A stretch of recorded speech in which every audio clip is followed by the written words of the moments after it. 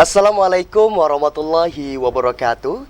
Terima kasih Kanti-Kanti masih setia menyaksikan Berkabar Jambi edisi Sabtu 5 Agustus 2023. Yogi, kalau beberapa minggu yang lalu kita pas berdua tu Yogi nyanyi. Minggu kau nak nyanyi lagi? Ay, tak lah, awak nyanyi terus lagi, awak jadi penyanyi. Iya pula, kaki dia produser pula. Tak berkabar lagi sama saya. Kaki kau datik pula Kanti aja rindu dengan saya datik Kanti. Kan? Tak lah, tak rindu dah. Nah, tapi macam mana kalau minggu kau kita berbalas pantun? Berbalas pantun nah. Cocok juga tu. Omset lah kita dah. Biar adil lah kata orang tu dah. Sekali yo. Sekali. Hai, awak pula yang menang. Macam mana kau? Cuma karena awak kau dah lelaki yang baik hati, biarlah dulu wanita dulu. First wanita. Ladies first kalau kata orang tu yo. Kata orang bahasa Inggeris tu kan. Nah, cubalah Rani duluan pantunnya apa tu? Biar awak balas kaget kau. Ayo dia lah. Yo. Ke Tanjung Jabung Timur belikan teri. Elok nian. Jangan lupa membeli bawang. Apa lanjutan itu? Ngantuknya lah kalau siang hari. Iyo. Apalagi kalau habis makan berawang. Iyo, dak ngantuk nian kalau sudah makan berawang kau tadi dak. Benar. Nak dua pantun seiring. Elok. Dayung tinggi ikan mematuk. Elok. Jangan diambil di siang hari. Cemano cara Nyai dan Datuk kau tidak ngantuk? Tahu Rani caranya cemano? Nonton Berkabar Jambi. Nah, Kanti-Kanti, untuk itu biar kita kau tak ngantuk, biar bapak mak kita kau tak ngantuk, Nyai Datuk kita kau tak ngantuk, caranya apa Rani? Ya, nonton Berkabar Jambi. Nonton dulu Berkabar Jambi. Ada kita cantik, ganteng kau tak ya? Masa dah nonton kan? Dah lah, kerana kita nak ngasih khabar yang penting dan menarik untuk Kanti-Kanti kita. Apa biar hari kau gitu? Nah, salah siko kau Kanti-Kanti berita tentang kebakaran di mana 71,83 hektar hutan dan lahan di Provinsi Jambi terbakar. Terkait dengan kebakaran tadi Kanti-Kanti, pemerintah Kabupaten Tebong anggarai Rp1 miliar untuk pencegahan karhutla tahun 2023. Nah, Kanti-Kanti, karena dekat lagi kok kita nak pemilu, KPU Kabupaten Tanjung Jabung Barat telah menetapkan jumlah daftar pemilih tetap atau DPT sebanyak 2,234,583 pemilih. Nah, Kanti-Kanti, macam mana berita selengkapnya bersama saya Yogi Aprilianto dan saya Karani Utari, Ikola Berkabar Jambi selengkapnya.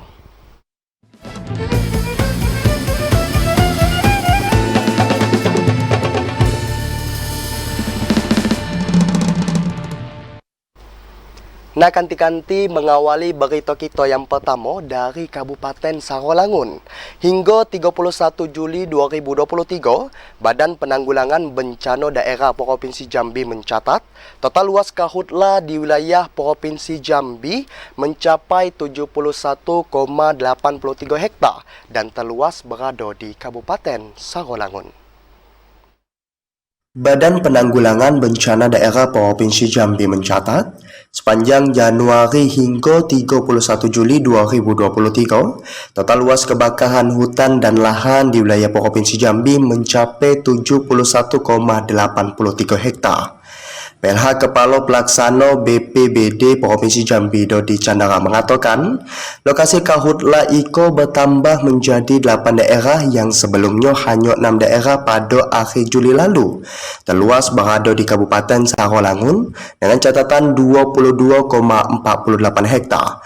Selanjutnya disusul Kabupaten Tebong 13,90 hektar, Batanghari 13 hektar, Tanjung Jabung Barat 9,80 hektar, Marangin 6,30 hektar, Bungo 4,25 hektar, kemudian Kabupaten Tanjung Jabung Timur 1,60 hektar, dan yang terakhir di Kabupaten Muaro Jambi dengan catatan 0,50 hektar. Dodi menerangkan, hanya 3 daerah dari 11 daerah di Provinsi Jambi yang bebas dari kejadian karhutla, yakni Kota Jambi, Kota Sungai Penuh, serta Kabupaten Kerinci. Meningkatnya luas karhutla yang terjadi belakangan IKO, salah sikotnya diakibatkan karena kondisi cuaca panas yang terjadi di wilayah Provinsi Jambi. Untuk itu, masyarakat balik diimbau agar tidak buka lahan dengan cara membakar. Secara total untuk saat ini sampai dengan tanggal 30 Juli itu luas area terbakar itu ada sekitar kurang lebih 71,83 hektar. Daerah yang terbesar di mana, Pak? Yang terbesar itu di Sarolangun kurang lebih ada 22 hektar. Di gambut ada sekitar 7 hektar dan mineral ada kurang lebih sekitar 63,3 hektar. Untuk sementara memang ada penambahan dikit, itu seperti yang tadi saya sampaikan ada sekitar yang terbesar itu ada di Serolangun 22,43 hektar. Berdasarkan catatan BPBD Provinsi Jambi, dari total luas karhutla yang terjadi hingga akhir Juli 2023, 63,43 hektar karhutla terjadi pada lahan mineral, sedangkan 8,40 hektar sisanya terjadi di lahan gambut. Randy Arta, TP Jambi melaporkan. Sementara itu, kanti-kanti di Kabupaten Tanjung Jabung Timur punya vegetasi gambut yang luas dan rentan terjadi karhutla berulang. Ada sekitar 37% hutan di Kabupaten Tanjung Jabung Timur yang jadi perhatian. Salah satu perhatian utama pemerintah yakni kasus karhutla. Permasalahan ini perlu diantisipasi sejak dini oleh pihak terkait, baik itu dari segi pengawasan, pencegahan, dan juga penanganan. Karena kalau terjadi kasus karhutla di suatu wilayah, bakal bawa beberapa dampak buruk. Salah satu kesehatan masyarakat, karena polusi udara yang ditimbuli dari kasus karhutla, bakal ganggu kesehatan pernapasan masyarakat yang berada di radius terdekat dari lokasi karhutla. Kepala BPBD Kabupaten Tanjung Jabung Timur, Helmi Agustinus mengatakan, kebakaran lahan hampir selalu terjadi di setiap musim kemarau. Terutama pas kondisi cuaca ngalami panas ekstrim akibat pengaruh El Nino. Kabupaten Tanjung Jabung Timur pun tak luput dari ancaman kebakaran hutan dan lahan setiap tahunnya. Dari data BPBD Tanjung Jabung Timur, terdapat sekitar 37% atau 203.921 hektar hutan dan lahan gambut di Kabupaten Tanjung Jabung Timur merupakan lahan yang rentan terbakar setiap musim kemarau. Kabupaten Tanjung Jabung Timur itu kita punya luasan kami bagi dari 2 wilayah, itu kawasan hutan dan wilayah budidaya pertanian dan pertanian. Jadi untuk kawasan hutan itu untuk Kabupaten Tanjung Jabung Timur itu ada 203.921 hektar atau 37,45%. Sementara itu, Satiko Kabupaten Tanjung Jabung Timur berstatus siaga darurat karhutla. Akibat 9 hektar luasan lahan terbakar sepanjang 2023. Penetapan status SIKO berlangsung sejak 20 Maret hingga 30 September 2023. Cliva Patria, TVRI Jambi melaporkan.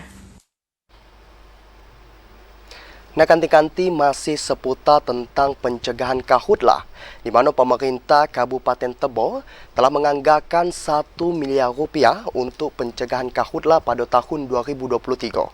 Tak hanya anggaran, 2 helikopter juga disiagakan untuk pencegahan karhutla. Upaya pencegahan kebakaran hutan dan lahan di Kabupaten Tebo terus dilakukan. Selain melibatkan ratusan personel gabungan, pemerintah Kabupaten Tebo juga telah menganggarkan anggaran 1 miliar rupiah untuk pencegahan karhutla. PJ Bupati Tebo Aspan mengatakan, selain telah menganggarkan anggaran pencegahan karhutla, 2 helikopter juga disiagakan di Provinsi Jambi. Dalam waktu dekat, seluruh perusahaan perkebunan akan dikumpulkan, membahas upaya pencegahan kebakaran, terutama di wilayah masing-masing perusahaan. Diketahui beberapa waktu lalu, salah satu perusahaan perkebunan juga telah melakukan penandatanganan nota kesepahaman MOU dengan beberapa desa bebas api. Diharapkan saat pertemuan nantinya, perusahaan perkebunan juga dapat membuat beberapa desa bebas api. Mekanisme aturannya yang jelas dari tim karhutla ini kan terpadu, ada dari kepolisian, ada dari TNI. Tentu kita akan mengikuti regulasi yang ada, kita tidak mungkin mengambil kebijakan sendiri, apalagi ini terstruktur mulai dari pusat, provinsi. Yang jelas semua kejadian, semua apapun yang terjadi di lapangan kami laporkan. Nah, seperti apa sanksi nanti yang akan diambil. Aspan menambahkan, pencegahan karhutla tak hanya melibatkan perusahaan dan instansi terkait, namun juga melibatkan masyarakat. Perusahaan dan masyarakat diimbau agar tidak menjual lahan dengan cara dibakar. Intizam, TP Jambi melaporkan. Ganti-ganti Dinas TPHP Kabupaten Sarolangun nyiapi mesin pompa air untuk petani dan kelompok tani yang terdampak kekeringan. Diprediksi puncak musim kemarau di Kabupaten Sarolangun terjadi pada awal Agustus hingga September 2023 lagi. Kepala Dinas TPHP Kabupaten Sarolangun, Dedi Henry mengatakan, berdasarkan informasi BMKG Jambi, puncak musim kemarau bakal terjadi pada awal Agustus sampai September 2023. Untuk menghadapi kekeringan lahan pertanian, pihaknya mengeluarkan instruksi kepada seluruh petugas penjuluh lapangan untuk mantau kondisi dan lahan pertanian pas musim kemarau. Tak hanya itu, Dinas TPHP juga mengimbau kelompok tani untuk mengelola pertanian dengan manfaati sumber air yang ada. Berdasarkan pemetaan luasan lahan pertanian, lebih dari 50% merupakan lahan tak ada hujan sehingga rentan dan rawan pas musim kemarau. Di Sarolangun, kemudian di daerah-daerah dataran rendah ini itu akan menjadi titik yang rawan ya, terutama sekali terkait dengan tanaman padi. Kalau kami fokus memang di tanaman padi dan tanaman pangan lain. Nah ini mungkin nanti kita bisa lakukan dengan membantu penyediaan mesin pompa air. Dedi Henry nambahi meski di sejumlah wilayah pertanian belum terdampak kekeringan, tapi pihaknya telah melakukan antisipasi kekeringan sejak dini. Edi Kusnadi, TVRI Jambi melaporkan. Nah, kanti-kanti jangan nak melalababo dulu karena kami akan balik hadir dengan sejumlah informasi penting dan menarik lainnya. Di antaranya KPU Tebo lakukan pendampingan perekaman KTP elektronik.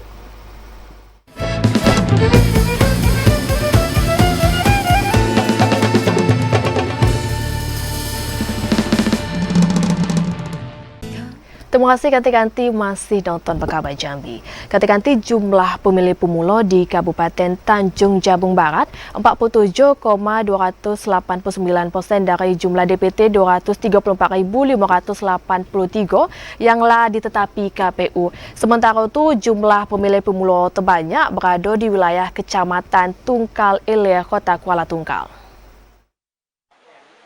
KPU Kabupaten Tanjung Jabung Barat telah menetapkan jumlah daftar pemilih tetap DPT sebanyak 234.583 orang. Dari jumlah DPT tersebut, ada 47.289 orang pemilih pemula. Divisi Perencanaan Data dan Informasi KPU Kabupaten Tanjung Jabung Barat M. Ilyas mengatakan, dari DPT yang ditetapkan, terdapat pemilih pemula dengan jumlah cukup besar jika dibanding Pilkada 2020 lalu. Rata-rata pemilih pemula baru memasuki usia 17 tahun dan baru memiliki KTP elektronik dan memiliki hak suara pada pemilu 2024. Dari rekapitulasi KPU, jumlah pemilih pemula ada 47.289 orang. Dengan rincian pemilih pemula laki-laki sebanyak 24.152 orang dan perempuan 23.137 orang. Pemilih pemula terbanyak berada di Kecamatan Tungkal Ilir mencapai 10.851 orang. Sementara itu, pemilih pemula terkecil berada di Kecamatan Seberang Kota yang hanya 1.253 orang.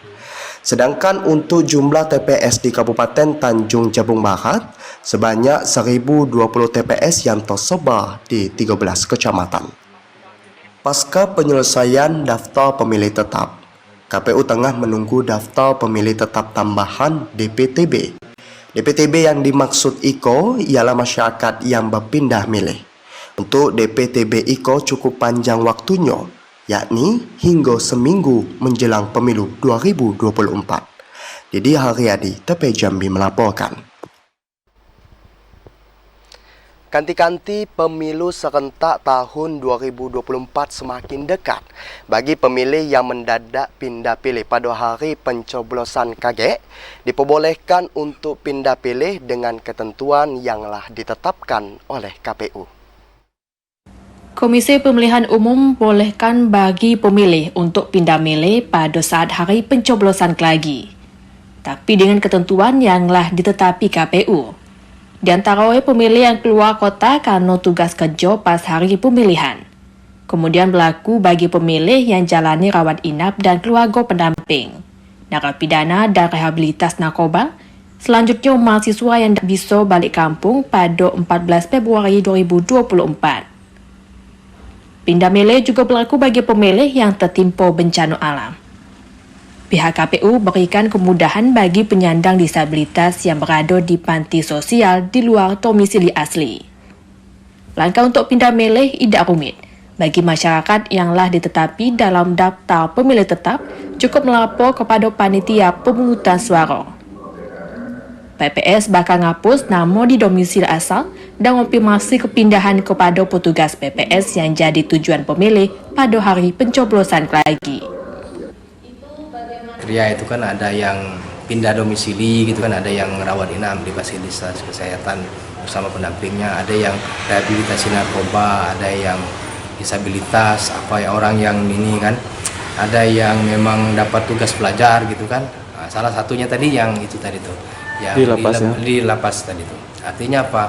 Mereka ini kalau memang terdaftar di DPT sesuai dengan domisilinya, mereka ini harus lapor dulu ke TPS asalnya gitu kan. Bagi pemilih yang pindah milih, kelagi bakal dikasih formulir A5 untuk ditunjuki kepada PPS di tempat pemungutan suara yang baru.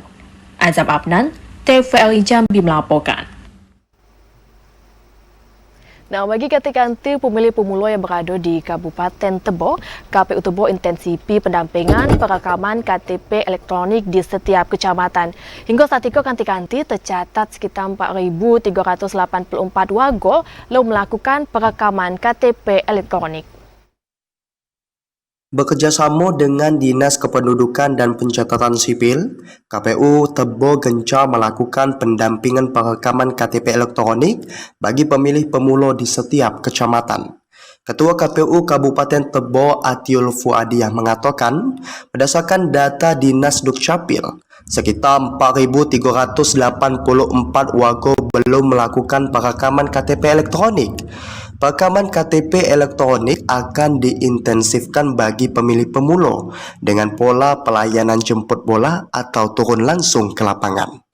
KPU Tebo menargetkan perekaman KTP elektronik bagi pemilih pemula dapat terakomodir secara keseluruhan atau sekitar 80 atau 90% dari jumlah keseluruhan. Perekaman yang bekerjasama dengan Dinas Dukcapil IKO akan dilakukan di setiap kecamatan yang ada di Kabupaten Tebo.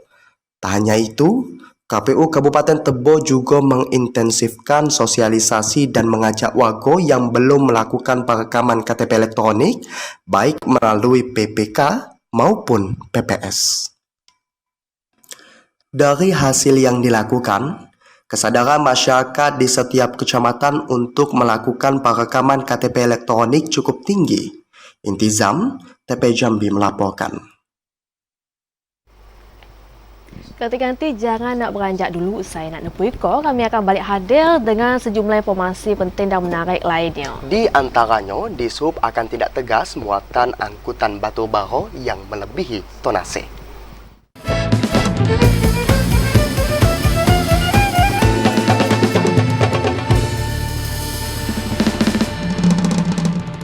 Terima kasih kanti-kanti masih tertonggok di depan TV dan menyaksikan kami di Berkabar Jambi hari Iko.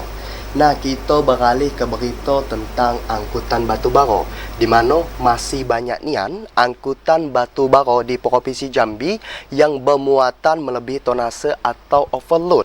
Dinas Perhubungan Provinsi Jambi akan bertindak tegas dan akan memotong batu bara yang masih membawa muatan yang melebihi tonase.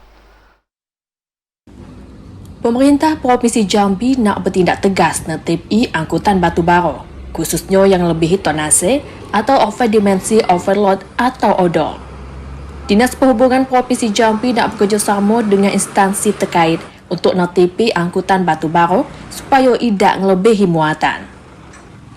Upaya itu dilakukan supaya berikan keamanan dan kenyamanan pada masyarakat dan pengguna jalan. Pihak transporter batubara juga diminta untuk nertipi sopir yang isi muatan melebihi kapasitas. Penertiban itu dilakukan untuk mencegah terjadinya patah as dan mobil terbalik yang dapat ganggu pengguna jalan. Insiden overloading, kita minta kepada seluruh transportir untuk memperhatikan itu.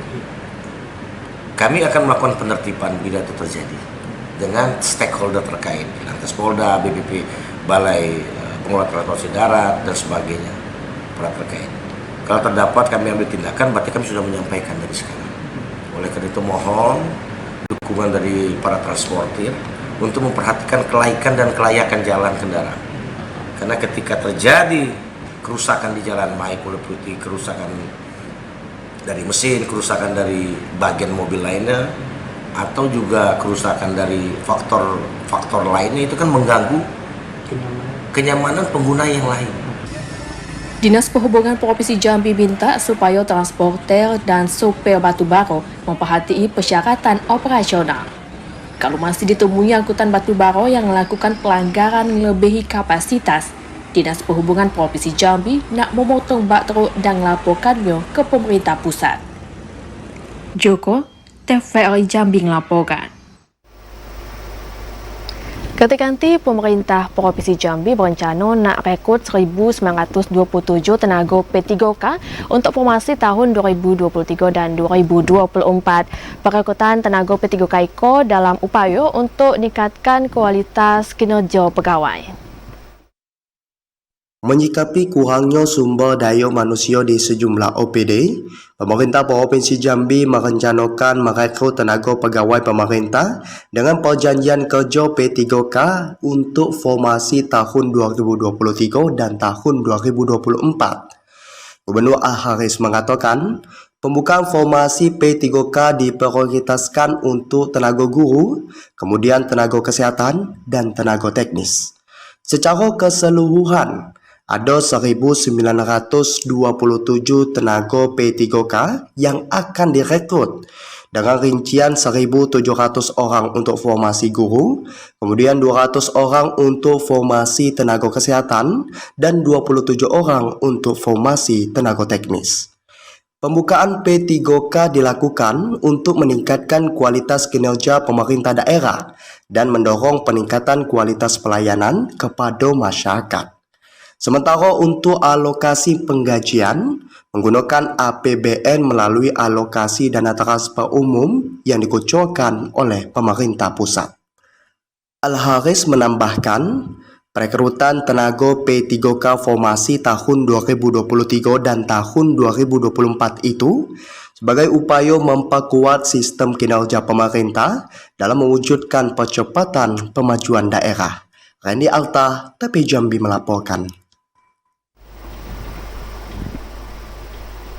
Nah, kanti-kanti di era kemajuan teknologi saat itu, jaringan internet menjadi salah satu kebutuhan bagi masyarakat guna mencari informasi. Namun sayangnya hingga kini masih ada di wilayah Kabupaten Batanghari belum tersentuh jaringan internet. Jaringan internet merupakan salah satu sarana yang dibutuhi masyarakat dalam menjalankan aktivitas sehari-hari. Tapi sayangnya, tak semua bisa nikmati akses internet. Kayak di beberapa wilayah yang ada di Kabupaten Batanghari, masih kesulitan dalam jangkauan jaringan internet. Kepala Bidang Teknologi Informasi dan Komunikasi Diskominfo Batanghari, Boni Bonanza mengatakan, dari 328 titik data jaringan internet, terdapat 195 lokasi yang punya sinyal kuat. 104 lokasi dalam keadaan sinyal lemah, 129 lokasi masih belum terjangkau jaringan internet atau blank spot. Untuk lokasi blank spot terdapat di wilayah pelosok yang ada di 7 kecamatan. Kondisi Iko pun cukup ganggu kegiatan pendidikan serta pekerjaan pemerintah desa dalam penggunaan aplikasi bersifat internet. Pemerintah kabupaten pun telah melakukan upaya mengajukan pemasangan tower provider di beberapa desa serta mengusulkan bantuan pembangunan tower jaringan kepada pemerintah Provinsi Jambi. Ade Juniawan, TVRI Jambi melaporkan. Nah, kanti-kanti demikianlah berkabar Jambi hari Iko. Terima kasih atas segala perhatian dan kebersamaannya. Dan akhirnya bersama saya Yogi Aprilianto. Dan saya Kerani Utari bersama kerabat kerja yang bertugas pamit undur diri. Wassalamualaikum warahmatullahi wabarakatuh dan sampai jumpa.